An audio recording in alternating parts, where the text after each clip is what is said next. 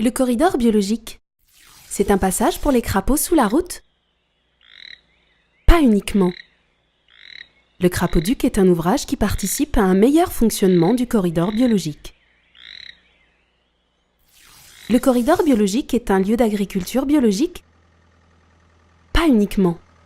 La gestion extensive des zones agricoles est à favoriser pour maintenir la qualité des milieux naturels qui composent le corridor biologique. Le corridor biologique est un passage pour la faune au-dessus d'une autoroute? Pas uniquement. Ces passages sont des ouvrages qui permettent aux animaux sauvages de se déplacer en toute sécurité. Le passage pour la faune peut être une action forte pour le fonctionnement d'un corridor biologique. Mais alors, qu'est-ce qu'un corridor biologique? Observons un peu le paysage.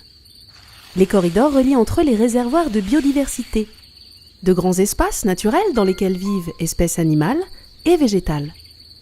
Le corridor doit permettre aux espèces de se déplacer sans contrainte. Il constitue également à lui seul un espace de vie. Plusieurs milieux composent cet ensemble. Les cours d'eau, les zones humides, les zones cultivées aux pratiques favorables, les prairies et les milieux boisés. Pour que tout ceci fonctionne, il est nécessaire de conserver une bonne circulation entre ces milieux et de veiller à la qualité des milieux naturels. L'ensemble réservoir de biodiversité plus corridor forme une continuité écologique appelée en France la trame verte et bleue. Pour qui et pourquoi le corridor est-il utile? Ces corridors permettent aux espèces de se déplacer afin de satisfaire leurs besoins et de garantir ainsi la survie et le développement de leur population. Chaque espèce circule dans son domaine vital, dont la surface peut varier de quelques mètres carrés pour un muscardin à 100 km² pour un aigle royal. Le corridor permet essentiellement de se déplacer, soit quotidiennement, soit lors de migrations saisonnières. Il est également constitué de zones de repos ou encore de protection. Certains milieux garantissent une alimentation, d'autres sont des zones de reproduction ou de nidification.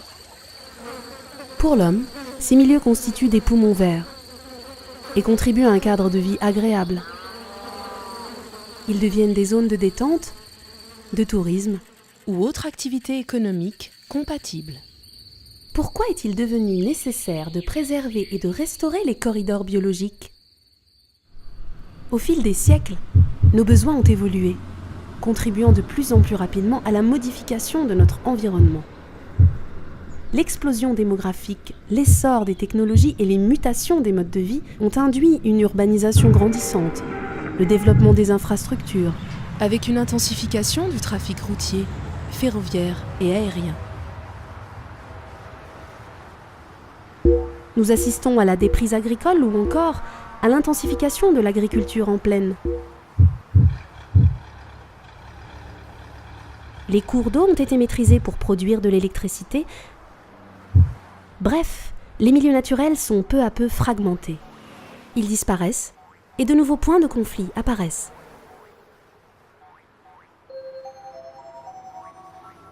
Le contexte du sillon alpin, avec la concentration des équipements et de l'artificialisation dans les vallées, rend les corridors biologiques d'autant plus nécessaires. Les corridors biologiques naturellement présents au départ doivent aujourd'hui faire l'objet d'une attention particulière. L'homme doit intervenir pour préserver ceux existants et restaurer ceux qui ont été dégradés ou ont disparu.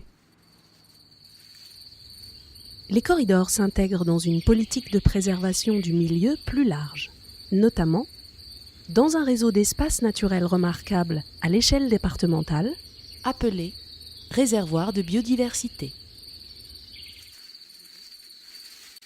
Depuis 2006, la région Rhône-Alpes apporte son soutien aux projets locaux en instaurant les contrats de territoire corridor biologique, outils opérationnels au service du schéma régional de cohérence écologique. À l'échelle nationale, cette volonté de préserver les continuités entre les milieux naturels s'incarne dans la conservation et restauration des trames vertes et bleues, une volonté issue du Grenelle de l'environnement.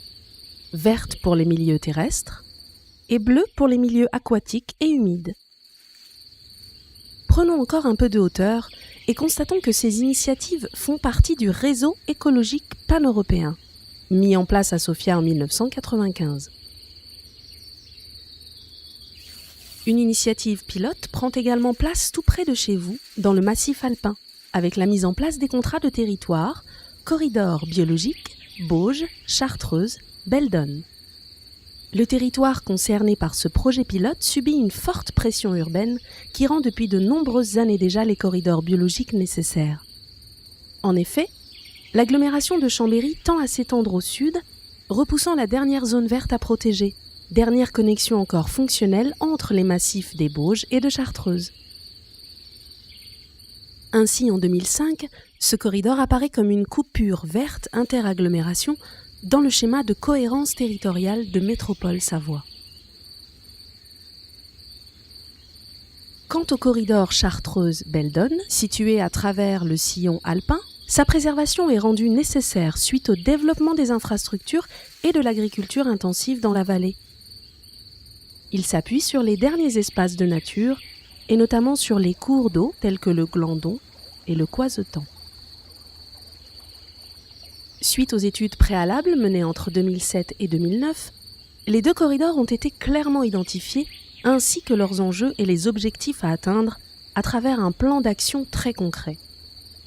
Cette volonté d'agir débouche sur la signature des contrats corridors biologiques en 2009 par Métropole Savoie, la région Rhône-Alpes, l'Agence de l'eau Rhône-Méditerranée et Corse et l'Europe. Et l'aventure corridor biologique commence. Les corridors biologiques n'ont plus de secret pour vous ?